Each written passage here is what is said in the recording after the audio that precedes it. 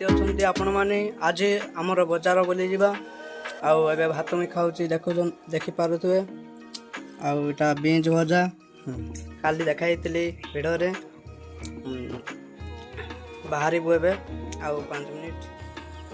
ଏବେ ଗାଡ଼ି ବାହାର କରୁଛନ୍ତି ବଜାରକୁ ଯିବା ପାଇଁ। ବାହାର କରିସାରିଲେ ଆମେ ବଜାର ଯିବା। ଆଉ ଦେଖୁଥାନ୍ତୁ ଭିଡ଼ିଓକୁ। ଏବେ ଚାଲିଲୁ ବଜାର ପାଇଁ। ଏବେ ରାସ୍ତାରେ ଯିବାର ଦୃଶ୍ୟ ଆପଣମାନେ ଦେଖିପାରିବେ। ଦେଖନ୍ତୁ ଆମର ଏଇଟା ଗାଁ ମୁଣ୍ଡରେ ଏପଟୁ ଏଣ୍ଟ୍ରି କରାଯାଉଥାଏ। ଏହାପରେ ଆଉ ଗୋଟିଏ ଦୃଶ୍ୟ ଦେଖାଇବୁ ଏଇ କେନାଲରେ ଦେଖିପାରୁଥିବେ। ଏଇ କେନାଲ ପାଣି ଯେଉଁ ଆସୁଛି ନଦୀରୁ, ଆମ ଗ୍ରାମର ସମସ୍ତେ ଏଇ କେନାଲ ପାଣିରେ ଚାଷ କରନ୍ତି। ଆଉ ସମସ୍ତେ ଆମ ପାଖାପାଖି ଯେତିକି ଗାଁ ବି ଅଛି ଏଇ କେନାଲ ପାଣିରେ ଭରସା କରନ୍ତି। ଦେଖିପାରୁଥିବେ ଖଲାସିମାନେ ଏଇନେ ଠିଆ ହେଇଛନ୍ତି। ଆଉ ଏଇ କେନାଲ ତାର ପାଖାପାଖି ସଫା କରୁଛନ୍ତି। ଏଇ କନ୍ଦା କାଟୁଛନ୍ତି ବୋଧେ, ସେଇପଟେ ଗାଧୁଛନ୍ତି ଜଣେ। ଆଉ ଚିହ୍ନା ଟିକେ ଥିଲେ ବୋଧେ, ସେଥିପାଇଁ ଟିକେ କଥା ଟିକେ ହେଲୁ। ଆଉ ଏହାପରେ ଯିବା ସିଧା ବଜାରକୁ, ଆଉ କିଛି ଅଟକିବା ନାହିଁ। ଚାଲନ୍ତୁ। ଏବେ ଦେଖିଛନ୍ତି ଗୋରୁ ଗାଈ ଛେଳି ମେଣ୍ଢି ସବୁ ଏଇଠି ସବୁ ଚରୁଥିଲେ, ସେଠାର ଦୃଶ୍ୟ ମଧ୍ୟ ଦେଖାଇଲୁ। ଚାଲନ୍ତୁ ଏବେ ସିଧା ପୁଣି ଯିବା ଆମର ହାଟ ଛକ ପାଖକୁ। ଏଇଟା ହେଲା ଆମର ଏଣ୍ଟ୍ରି କରିବାର ଛକ। ଏଠାରେ 3ଟା ରାସ୍ତା ହୋଇଛି। ଏଇପଟେ ସିଧା ନ ଯାଇ ରାଇଟ୍ ପଟକୁ ଯିବା। ଆଉ ରାଇଟ୍ ପଟରେ ଆମର ହାଟ ବସୁଥାଏ। ଚାଲନ୍ତୁ ପୁଣି ଏବେ ରାଇଟ୍ ପଟକୁ ଯିବା। ଦେଖିପାରୁଥିବେ ସମସ୍ତ ପହ୍ଲା ରହିଛନ୍ତି। ଆଉ କ୍ଷେତରେ ଧାନ ମଧ୍ୟ ହୋଇସାରିଲାଣି। ଆପଣମାନଙ୍କର ଆଡ଼େ କେମିତି ଧାନ ହେଲାଣି କି ନାହିଁ କମେଣ୍ଟରେ ଜଣାନ୍ତୁ। ଆଉ ନୂଆଖାଇରେ ନୂଆ ଭିଡ଼ିଓ ଆସିବ। ଫାଇନାଲି ପହଞ୍ଚିଯିବା ଆଉ କିଛି ସମୟ ପରେ ହାଟକୁ।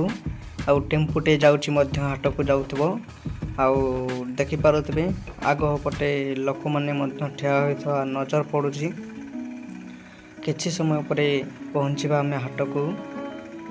ଗାଡ଼ିକୁ ପାର୍କିଂରେ ରଖିଦେବା।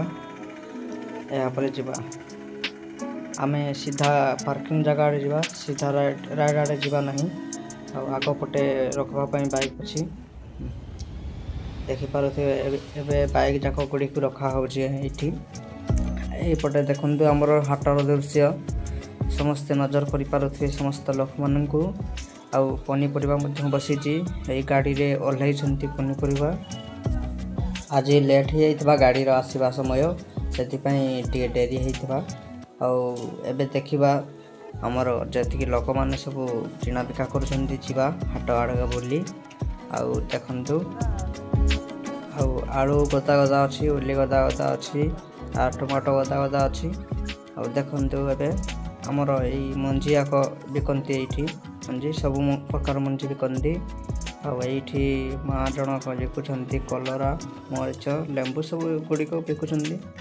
ଆଉ ଦେଖିପାରୁଥିବେ ଏଇସବୁ ଯେତିକି ଜିନିଷ ଦେଖୁଛନ୍ତି ଆପଣମାନେ ଏହି ହାଟରେ ପାଇପାରିବେ। ଆଉ ଏଇପଟେ ଡାଲି ସାମାନ ସବୁ ମିଳେ। ଆଉ ଏଇପଟେ ପନିପରିବା ସବୁ ଏଇ ଲୋକଟି ବସାଇଛି। ଆମେ ଏଇ ଲୋକକୁ ପଚାରିଲୁ ବନ୍ଧାକୋବି କେତେ ଅଛି ବୋଲି। ସିଏ କହିଲା 100 ଟଙ୍କା କିଲୋ ଅଛି ଭାଇନା। ଆଉ ପନିପରିବା ତ ସବୁ ଦାମରେ ଆମେ କିଣିକି ଆଣୁଛୁ, ଆଉ ଏମିତି ରେଟ୍ ହେବ। ଆଉ ଏଇ ଜଣକୁ ପଚାରିଲୁ ଆମେ କଲରା କିଲୋ 60 ଟଙ୍କା କହିଲା। ଟମାଟୋ କିଲୋ ମଧ୍ୟ 40 ଟଙ୍କା କହିଲା। ଆଳୁ କିଲୋ ଏଇଥର ଅଛି 40 ଟଙ୍କା। ଆଉ ମରିଚ ତ 100 ଗ୍ରାମରେ 10 ଟଙ୍କା ଦେଉଛନ୍ତି। ବାଇଗଣ ମଧ୍ୟ 60 ଟଙ୍କା କହିଲେ। ଆଉ ଏବେ ଦେଖିବା ଆମେ ଏଇ ଲୋକଟି ସବୁ ଡାଲି ଜାତୀୟ ଖାଦ୍ୟ ବିକୁଛି। ଡାଲି ମସଲା ମସଲି ସବୁ ବିକୁଛି। ଆଉ ଏଇ ଲୋକଟି ଶାଗ ସୁଗା ଆଣିକି ବିକୁଛି। ଆଉ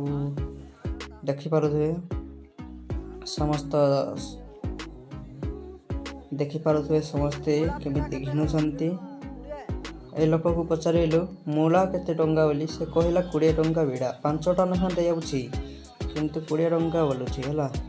ଆଉ ଆଳୁ କିଲୋ ତ 40 ଟଙ୍କା ଆଗରୁ କହିଥିଲି। ଏବେ ଚାଲନ୍ତୁ ଆଉ କ'ଣ ଆସୁଛି ଦେଖିବା। ଏଇପଟେ ବି ମଧ୍ୟ ଆଳୁ, ଟମାଟୋ, ବାଇଗଣ ସବୁ ବିକୁଛି। ଆଉ ଏଇଟା ତ ଜାଣିଥିବେ, କି ନ ଜାଣିଥିଲେ ମଧ୍ୟ କମେଣ୍ଟ କରନ୍ତୁ ଯଦି ଜାଣିବା ପାଇଁ ଚାହୁଁଛନ୍ତି। ଆଉ ଏଇପଟେ ସବୁ ବିକୁଛନ୍ତି ମୋବାଇଲ ଦେଖି ହେଲା। ଆଉ ମାଛ କିଲୋ କେତେ ଅଛି ବୋଲି କହିଲୁ।